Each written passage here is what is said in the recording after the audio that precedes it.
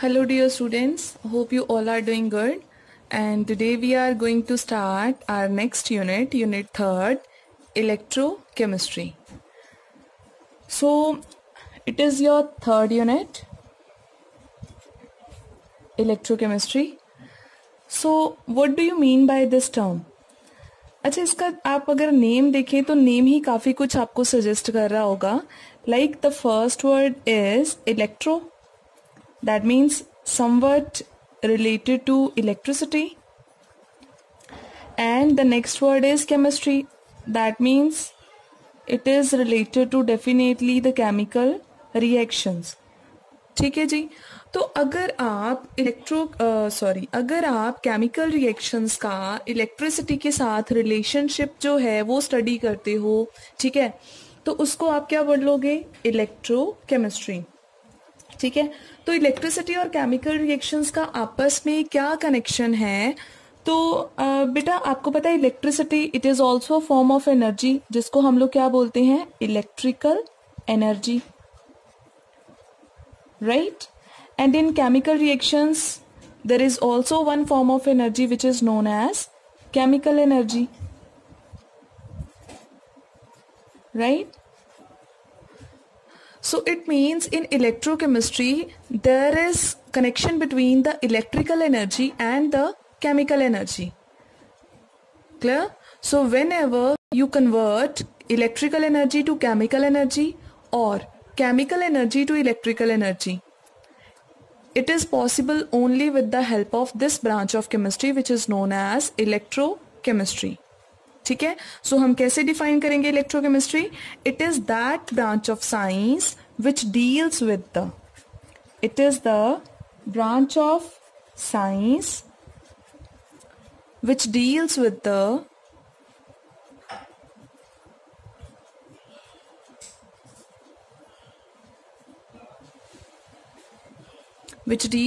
The electrical.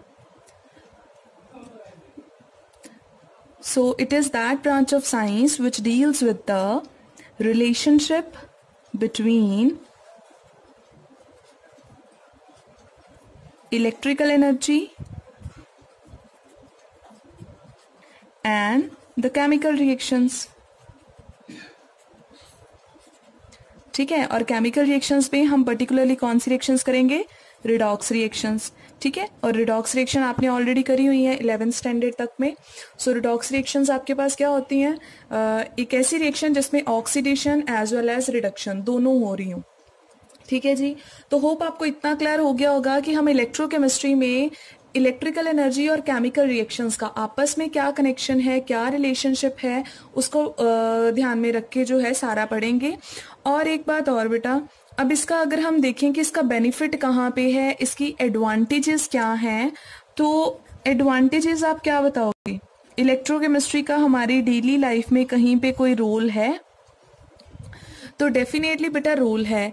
अब जैसे आपको मैं बता दूं, फर्स्ट केस, आप बैटरीज यूज करते हो, सेल्स यूज करते हो. ठीक है. बैटरीज वगैरह, अब जैसे इन्वर्टर है एटसेट्रा, जितनी भी बैटरीज आप यूज करते हो, तो वहां पे इलेक्ट्रोकेमिस्ट्री ही हो रही है. ठीक है. इलेक्ट्रिकल केमिकल एनर्जी का जो है कन्वर्जन चल रहा है. ठीक है. तो बैटरीज में इसका एप्लीकेशन हो गया. देन उसके बाद में और कुछ केमिकल्स हमारे पास ऐसे हैं जिनको ऑब्टेन करने के लिए हम इलेक्ट्रोकेमिस्ट्री की हेल्प लेते हैं. ठीक है. काफी सारे आपके पास आगे फर्दर एग्जांपल्स में आएंगे. आफ्टर दैट और कोई एग्जांपल इसका? और कोई बेटा एग्जांपल आप जैसे inside your body electrochemistry playing a very important role. आपके जो नर्व सेल्स हैं, ठीक है, जो ब्रेन के साथ कनेक्शन में है, ये इलेक्ट्रोकेमिस्ट्री की हेल्प से हो रहा है. इलेक्ट्रोकेमिकल सिग्नल्स की हेल्प से they are able to connect. ठीक है. तो एक ये चीज हो गई. और कौन सी आप बता सकते हो? हाँ जी. जैसे कई बार क्या होता है कि हमें जैसे मेटल्स हैं उनकी रिफाइनिंग करनी होती है, प्योरिफिकेशन करनी होती है. ठीक है. तो रिफाइनिंग ऑफ मेटल्स में या मेटल्स की एक्सट्रैक्शन में, ठीक है, मेटल एक्सट्रैक्शन में, तो इनका जो है काफी रोल आएगा. क्लियर। तो इलेक्ट्रोकेमिस्ट्री यहाँ पे सारा हेल्प करेगी, जिसमें आप फुल एक्सप्लेनेशन में ये टॉपिक तो करने ही वाले हो, बैटरीज वगैरह का, ठीक है, केमिकल्स कैसे ऑब्टेन होते हैं, तो ये चीजें आ जाएंगी, ये बायोलॉजी में चला जाता है, ठीक है बच्चे। तो हम ये सारी चीजें आगे फर्दर डिस्कस करेंगे। तो अगर मैं अभी आपको ये चीज बताऊं कि हम पूरा जो आपका इलेक्ट्रोकेमिस्ट्री यूनिट है, तो इसको हम क्लासीफाई करके कैसे चलेंगे, हम क्या चीज पढ़ेंगे और क्या चीज नहीं, तो बेटा आप पता क्या करोगे, आपको इतना तो पता ही है कि इलेक्ट्रोकेमिस्ट्री में हमने दो चीजों का कन्वर्जन करना है, ठीक है। तो दोनों चीजों का कन्वर्जन दो तरीके से हो सकता है। एक में आप पढ़ोगे कि आप इलेक्ट्रिकल एनर्जी को केमिकल एनर्जी में कैसे कन्वर्ट कर सकते हो, ठीक है।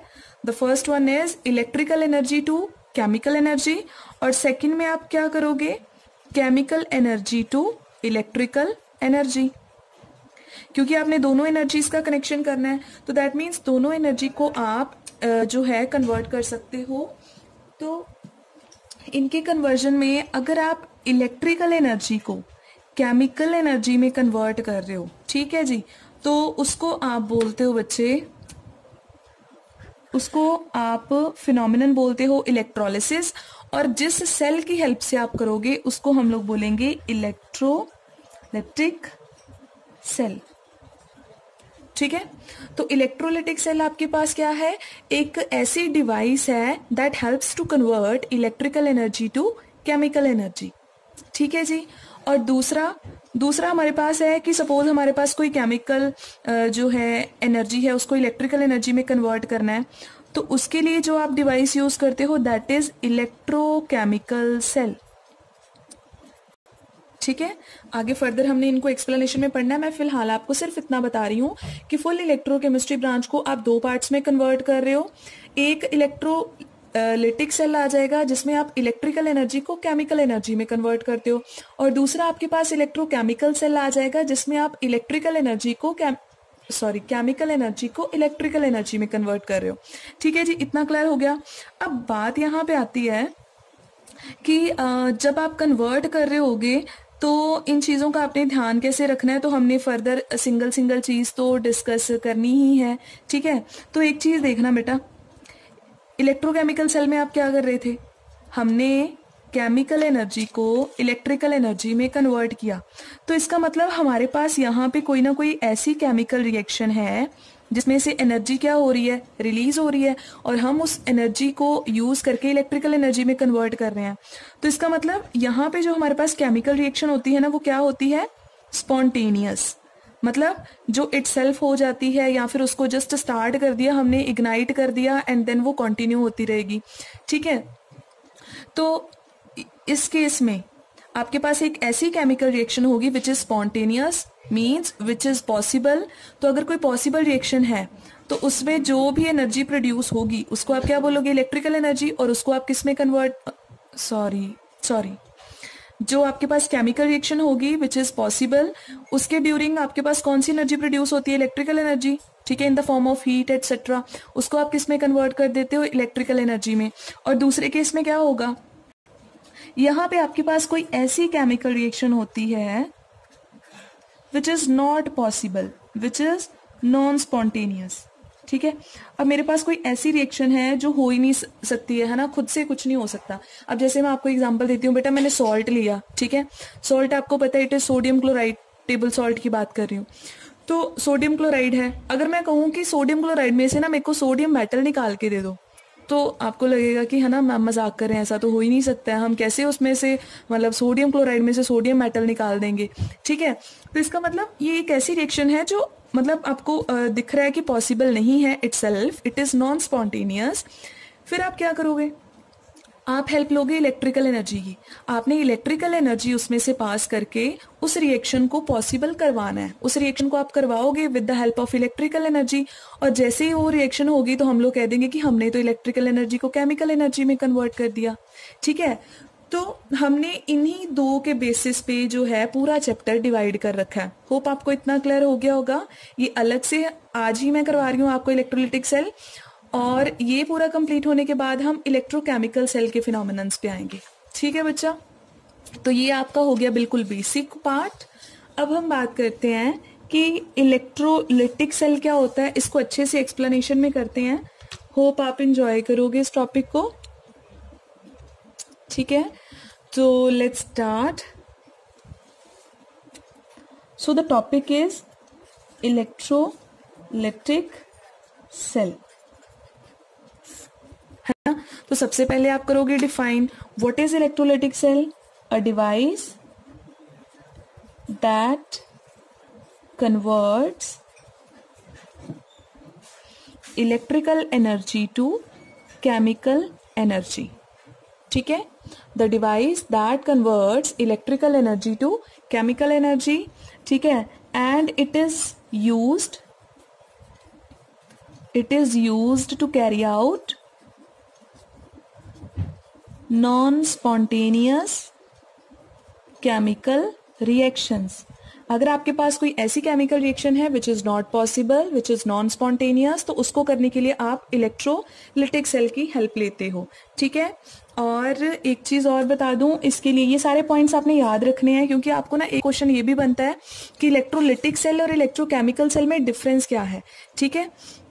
तो यहाँ पे एक हमने और चीज करनी है, यहाँ पे हम बेटा सिंगल बीकर एक यूज करते हैं, उसी में सारी रिएक्शन करवा देते हैं, ठीक है। एक सिंगल बीकर या एक सिंगल कंटेनर लेना है, उसी में दोनों रिएक्शन करवा देनी है। दोनों कौन सी रिएक्शन, रिडक्शन भी एंड ऑक्सीडेशन भी, दोनों एक ही कंटेनर में एक ही सेल में करवा देंगे हम, राइट।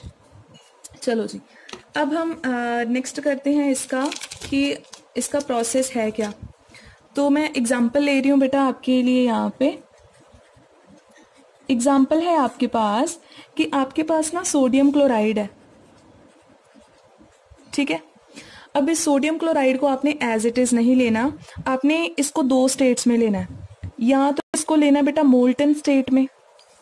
मोल्टन स्टेट का क्या मतलब होता है, मेल्टेड फॉर्म में। आप इसको पहले अच्छे से मेल्ट कर लो और फिर जो मेल्टेड फॉर्म आएगी उसको आपने यूज करना है। या फिर आप सेकेंड ऑप्शन आपके पास क्या होता है, इसका आप एक्वस सॉल्यूशन, ठीक है। एक्वस सॉल्यूशन जो है आप वो लेके चलोगे। एक्वस सॉल्यूशन मींस आपने सॉल्ट को वाटर में डिसॉल्व करना है एंड देन आपने यूज करना है, ठीक है। तो अभी मैं फिलहाल के लिए आपको बिल्कुल बेसिक पार्ट बता रही हूँ कि मोल्टन NaCl मैं यूज कर रही हूँ, ठीक है जी। तो अभी देखो थ्रू डायग्राम, हमने क्या किया, हमने एक कंटेनर लिया, ठीक है, एक सिंगल बीकर लिया, हमने इसमें सोडियम क्लोराइड डाल दिया, ठीक है। किस स्टेट में है ये, अपनी मोल्टन स्टेट में है, यानी हमने पहले इसको मेल्ट कर लिया और फिर एक कंटेनर में डाल दिया, ठीक है।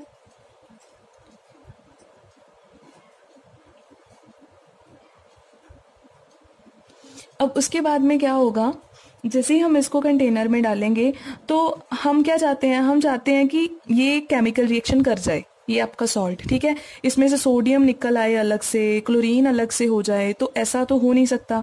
तो इटसेल्फ आपके पास ये जो रिएक्शन है इट इज नॉन स्पॉन्टेनियस। हमने बच्चे क्या करना है,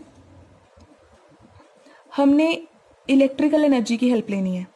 हमने ना इस सॉल्यूशन में दो इलेक्ट्रोड्स को डिप कर दिया, दीज आर योर इलेक्ट्रोड्स, और बाहर से इसको जो है इलेक्ट्रिसिटी कनेक्शन दे दिया, ठीक है। आपकी एक इलेक्ट्रोड को हमने पॉजिटिव टर्मिनल के साथ कनेक्ट कर दिया और दूसरी को नेगेटिव टर्मिनल के साथ। अब बेटा जिस इलेक्ट्रोड को आपने पॉजिटिव टर्मिनल के साथ कनेक्ट किया है उसको आप बोलते हो एनोड, और जिस इलेक्ट्रोड को आपने नेगेटिव टर्मिनल के साथ कनेक्ट किया है उसको आप बोलते हो कैथोड, ठीक है। अब होना क्या है कि पहले तो ये कुछ रिस्पॉन्ड नहीं कर रहा था, आपने इसको मेल्ट किया, मेल्ट होने से बस इतना हो गया कि सोडियम पॉजिटिव अलग हो गया और क्लोरीन नेगेटिव अलग हो गया, इससे ज्यादा कुछ नहीं होने वाला, ठीक है। तो सोडियम पॉजिटिव आपका अलग आयन हो गया, क्लोरीन आपका अलग हो गया। अब होगा क्या कि रिएक्शन करवाने के लिए हमने जैसे ही बाहर से इलेक्ट्रिसिटी का कनेक्शन दिया, अब आपको पता है ये वाली जो इलेक्ट्रोड ये किसके साथ कनेक्टेड है, पॉजिटिव टर्मिनल के साथ। तो डेफिनेटली ये नेगेटिव आयन को क्या करेगी, अपनी तरफ अट्रैक्ट करेगी। तो इसका मतलब जो Cl नेगेटिव आयन है वो किसकी तरफ मूव कर जाएगा, एनोड की तरफ। इसीलिए तो हम इसको एनोड कहते हैं। एनोड मीन्स जो नेगेटिव आयंस को, नेगेटिव आयंस आपको पता ना क्या होते हैं, दीज आर एनायन, और ये क्या होते हैं आपके पास, केटाइन। तो एनायन जिस इलेक्ट्रोड की तरफ मूव करेंगे उसको आप बोलते हो एनोड, एंड केटायन जिस इलेक्ट्रोड की तरफ मूव करेंगे उसको आप बोलते हो कैथोड। तो अभी के लिए आपको इतना तो क्लियर हो गया कि एनोड पे कोई ना कोई मूवमेंट स्टार्ट हो जाएगी। अब क्या होना है, एनोड की तरफ कौन मूव कर गया, Cl नेगेटिव, वो मूव करके उसके पास चला गया। अब वहां जाके करेगा क्या बेटा, Cl नेगेटिव जैसे ही गया उसके पास नेगेटिव चार्ज है, यानी एक्सेस में उसके पास इलेक्ट्रॉन्स हैं, बड़े ज्यादा है। और जिस इलेक्ट्रोड पे गया उस पे कौन सा चार्ज है, पॉजिटिव। इलेक्ट्रॉन जो है रिलीज कर देगा, इलेक्ट्रोड को दे देगा, ठीक है। तो इसका मतलब क्लोरीन क्या करेगा, उसके पास जो एक इलेक्ट्रॉन एक्स्ट्रा है उसने इस इलेक्ट्रोड को दे देना है और खुद उसने क्या बन जाना है, न्यूट्रल। क्लोरीन एटम बन गया, सिंपल, ठीक है। अब हम बात करते हैं बच्चे कैथोड की। तो कैथोड पे क्या होना है, कैथोड पे आपके पास देखो, अब यहाँ पे दूसरा केस क्या है आपके पास, सोडियम का। सोडियम के ऊपर पॉजिटिव चार्ज है तो वो कैथोड के पास चला जाएगा, क्योंकि कैथोड की जो कनेक्शन है वो नेगेटिव टर्मिनल के साथ है, तो ये अट्रैक्ट होके चला जाएगा इसकी तरफ, ठीक है। तो अब नेक्स्ट क्या होगा, सोडियम जाएगा कैथोड पे। अब वहां जाके रिएक्ट क्या गया, सोडियम के ऊपर तो पॉजिटिव चार्ज था, ऑलरेडी बेचारे के पास क्या है, इलेक्ट्रॉन बहुत कम है, और ये जो इलेक्ट्रोड थी ये इसके पास नेगेटिव चार्ज है, यानी इसके पास काफी सारा नेगेटिव चार्ज है, इलेक्ट्रॉन्स हैं। तो क्या करेगा, इस बार सोडियम जाएगा और कैथोड को बोलेगा कि थोड़े से इलेक्ट्रॉन मेरे को दे दो, मैंने भी न्यूट्रल होना है। तो ये वहां पे जाके इलेक्ट्रॉन को और क्या बन जाएगा, सोडियम, सिंपल सोडियम मेटल, ठीक है। तो सिंपल सोडियम मेटल ऑब्टेन होगा, क्लोरीन गैस। अब जैसे मैंने यहाँ पे लिख दिया है, कैथोड पे आपको सोडियम मेटल मिलेगा, एनोड पे आपको क्लोरीन गैस। तो एग्जांपल हो गया आपके पास कि जो हमारे पास इलेक्ट्रोकेमिस्ट्री होती है उसकी हेल्प से हम सर्टेन जो केमिकल्स हैं, कुछ मेटल्स हैं, उनको ऑब्टेन कर सकते हैं, जैसे क्लोरीन गैस बना सकते हैं, सोडियम मेटल बना सकते हैं, ठीक है। तो ये पूरा फिनोमिनन था आपका बेटा इलेक्ट्रोलिटिक सेल का। होप आपको अच्छे से क्लियर हो गया होगा। और जब आपने इसकी वर्डिंग लिखनी है, जैसे जैसे मैंने बताया एज इट इज लिखनी है, ठीक है। आप क्या बोलोगे, in a single container we will take the molten और the aqueous solution of an electrolyte, ठीक है। आपने यहाँ पे ये टर्म कौन सी है, it is an electrolyte. So we will take the electrolytic solution or the molten state electrolyte, right? Then the two electrodes are dipped in the solution and they are connected to the terminals of the battery. The one is connected with the positive terminal named as anode, and the another one which is connected to the negative terminal is named as cathode. Now when the connection when the electricity connection is there, the positive negative ions starts moving towards cathode and anode. Now what we will see is at anode, towards the anode the Cl negative ion starts to move. Due to its positive charge it will get attracted, right? And at anode it will release its one of electron, right, and gets converted into chlorine atom. That means it is undergoing oxidation over there, and the sodium positive ion, as it carries positive charge, so it will move towards the cathode, gain one electron and deposit as a sodium metal over there. So basically it is undergoing reduction. So overall in the process the overall reaction we can write is, तो जैसे मैंने समझाया मैंने वैसी wording आपको बता दी, return में भी आपका वैसे ही आएगा कि हमने जो जो किया था, दैट्स इट। तो आपका यहाँ पे क्या आएगा, अभी आप लिखोगे कि ओवरऑल रिएक्शन आपका क्या आ जाएगा। हम देख रहे थे कि जो क्लोरीन था, 2 क्लोरीन एटम थे, दोनों ने 2 क्लोरीन गेन करे और क्लोरीन गैस बना दी। एक रिएक्शन ये थी, this was your oxidation reaction, ठीक है। और सोडियम के केस में क्या था, उसने एक सॉरी 2 इलेक्ट्रॉन रिलीज करे थे, और सोडियम के केस में क्या था, उसने 1 इलेक्ट्रॉन गेन किया था और सोडियम मेटल बना दिया था। It was your reduction process. तो ओवरऑल प्रोसेस पूरे सेल में क्या हो रही है, आप ऐड कर दोगे। ऐड ऐसे करना है कि इलेक्ट्रॉन्स जो हैं वो कैंसिल हो जाएं, तो आप इस पूरी रिएक्शन को 2 के साथ क्या कर दोगे, मल्टीप्लाई। ये इलेक्ट्रॉन कैंसिल हो गए तो आपके पास आ जाएगा 2Na1 पॉजिटिव, लेफ्ट वाले ऐड कर दो। इस तरफ आप लोग क्या करोगे, राइट वाले ऐड कर दोगे, ठीक है। ये दोनों मिलके हम इसको लिख सकते हैं, इट इज 2NaCl। तो इसका मतलब ये रिएक्शन जो कि पहले नॉन स्पॉन्टेनियस थी, with the help of electricity और with the help of electrical energy हमने करवा ली। ठीक है, सोडियम क्लोराइड ने 2 प्रोडक्ट बना दिए, the one is sodium metal and the second one is chlorine gas. तो ऐसे बहुत सारे प्रोडक्ट्स हम आगे भी लेक्चर्स में करेंगे, लेकिन फिलहाल के लिए आपको ये पूरा फिनोमिनन क्लियर होना जरूरी है। ठीक है बेटा, तो अब कुछ इंपॉर्टेंट टर्म्स मैं बता रही हूँ साथ में ही, जो आपको याद रखनी है कि इलेक्ट्रोलिसिस, ठीक है, electrolysis, what is this phenomenon. तो इलेक्ट्रोलिसिस क्या है, इलेक्ट्रोलिसिस कहाँ पे होती है, it takes place in the electrolytic cell. So इसका मतलब क्या है कि जब आप किसी भी इलेक्ट्रोलाइट में से इलेक्ट्रिकल एनर्जी पास करते हो तो वो डीकम्पोज हो जाता है, वो अपने आयंस में आयोनाइज हो जाता है, and this process is known as electrolysis. तो आप कैसे डिफाइन करोगे, the decomposition of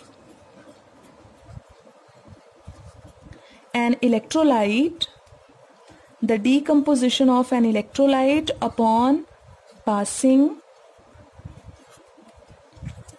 electrical energy through it। ठीक है बच्चा, तो ये रहा आपका इलेक्ट्रोलिसिस का प्रोसेस। ठीक है जी, अब इसके बाद में आपने क्या टर्म याद रखनी है, वैसे मैं ये थोड़ा बहुत आपको ही टॉपिक करने के लिए दूंगी। इसमें ना हम बच्चे, आपने अभी देख लिया होगा कि हम ना आयंस के साथ डील कर रहे हैं, पॉजिटिव आयन, नेगेटिव आयंस। तो यहाँ पे आपको एक जो टर्म है वो याद रखनी है कि हमारे पास जो सब्सटेंसेस होते हैं ना, ठीक है, वो आपको पता है 3 तरह के होते हैं कंडक्शन के बेसिस पे।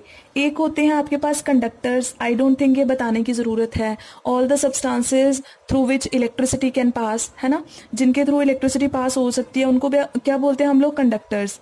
इंसुलेटर्स क्या होते हैं, जिनमें से इलेक्ट्रिसिटी पास नहीं करती है, एंड सेमीकंडक्टर्स क्या होते हैं, जिनमें से इलेक्ट्रिसिटी जो है वो पास करती है, लेकिन कंडक्टर्स के जितनी ज्यादा नहीं और इंसुलेटर जितना मिनिमम नहीं, यानी मीडियम में आ जाएगा ये। ठीक है, तो हमारे पास 3 तरह के सब्सटेंसेस होते हैं, जिसमें से आपने कौन सा याद रखना है, हमने याद रखना है कंडक्टर्स का, क्योंकि यहाँ पे हम कंडक्शन के साथ डील करेंगे, कंडक्टर्स के साथ डील करेंगे।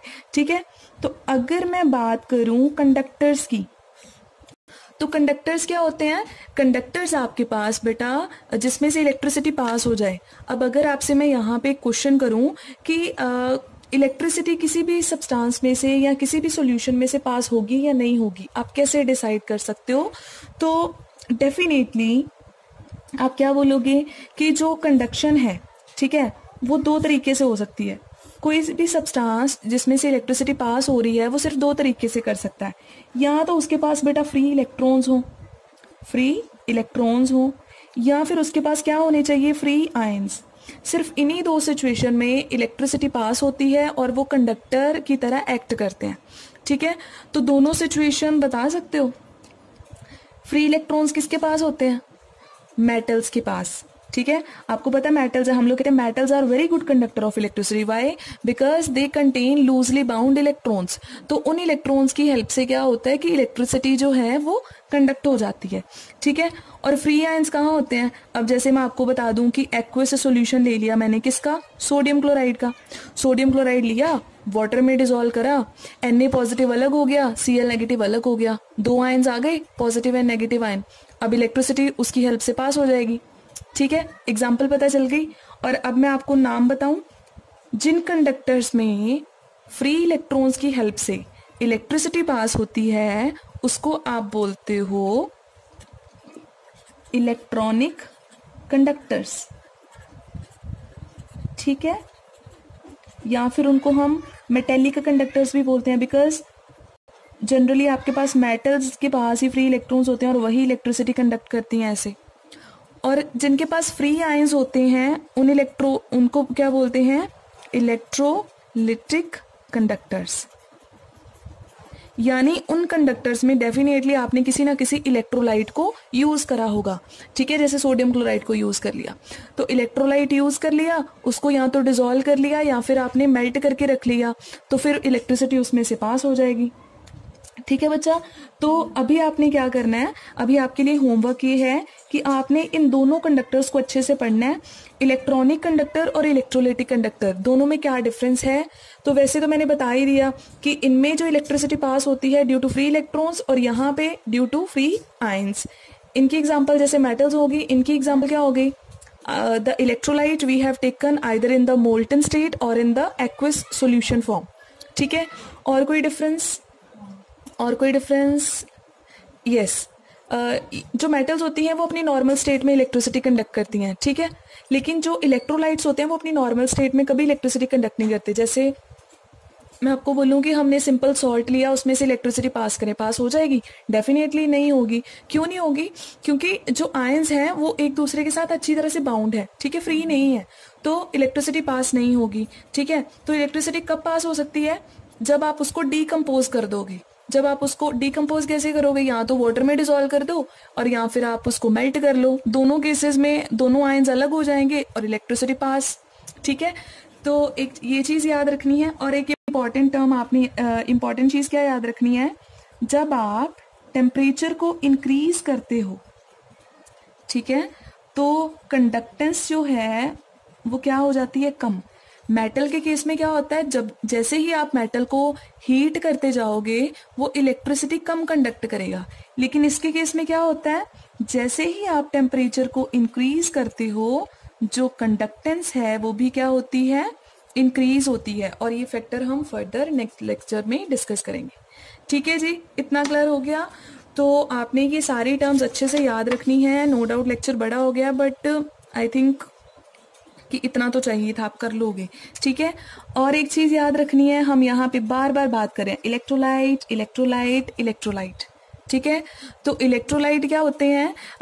आप जैसे कोई भी ऐसा सब्सटेंस कंसिडर कर लो जिसमें आयंस प्रेजेंट होते हैं। ठीक है, जैसे आपका सोडियम क्लोराइड हो गया, ठीक है, जैसे आपका कॉपर सल्फेट हो गया, देन आपका लेड ब्रोमाइड हो गया, एटसेट्रा। ठीक है, ये आपके सारे इलेक्ट्रोलाइट्स हैं जो आयोनाइज करते हैं। कुछ बहुत ज्यादा आयोनाइज करते हैं, कुछ बहुत कम आयोनाइज करते हैं। तो इन्हीं बेसिस पे हम इलेक्ट्रोलाइट्स को दो टाइप्स में डिवाइड करते हैं।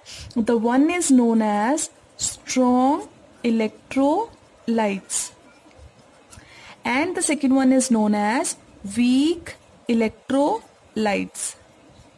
ठीक है, स्ट्रॉन्ग इलेक्ट्रोलाइट्स क्या होते हैं? जो 100% आयोनाइज कर जाते हैं। ठीक है, जो 100% आयोनाइज कर जाते हैं उनको आप बोलते हो स्ट्रॉन्ग इलेक्ट्रोलाइट्स, और जो बहुत ही कम आयोनाइज करते हैं उनको आप क्या बोलते हो? Week electrolytes. ठीक है जी, अब जैसे एग्जाम्पल के लिए यहाँ पे जितने भी आपके पास स्ट्रॉन्ग एसिड्स हैं या स्ट्रॉन्ग बेस हैं वो सारे स्ट्रॉन्ग इलेक्ट्रोलाइट हैं। अब जैसे मैं आपको बोल दूं NaOH लिया मैंने, जैसे ही हम वाटर में डिसॉल्व करेंगे क्या करेगा? Na पॉजिटिव अलग, OH नेगेटिव अलग। ठीक है, और 100% जितना हमने डाला वो सारे का सारा आयंस में कन्वर्ट हो जाएगा, तो वो स्ट्रॉन्ग हो गया। लेकिन अगर मैं आपसे बात करूं यहाँ पे, सपोज मैंने लिया वाटर। वाटर आपको पता है आयोनाइज 100% नहीं करता। ठीक है, तो वाटर क्या करता है? थोड़ा बहुत H पॉजिटिव और OH नेगेटिव आयन में कन्वर्ट हो जाता है और बाकी का वाटर की फॉर्म में ही रहता है। तो बहुत कम आयंस बनाए इसने, so it is your weak electrolyte. ठीक है, तो इसमें क्या आ जाएंगे? जितने भी आपके वीक एसिड हैं, ठीक है, वीक बेस हैं, वो सारे वीक इलेक्ट्रोलाइट्स हैं। अब जैसे एग्जांपल के लिए एसिटिक एसिड आपने याद रखना है।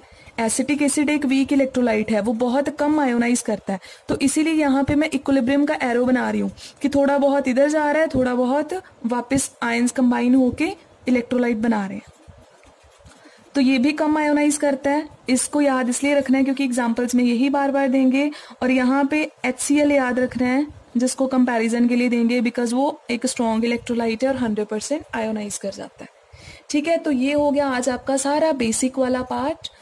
अब इसके बाद में डेफिनेटली बाकी सारे चैप्टर को कंटिन्यू करने में आपको कोई प्रॉब्लम नहीं होगी। That's it from my side. Bye bye, thank you.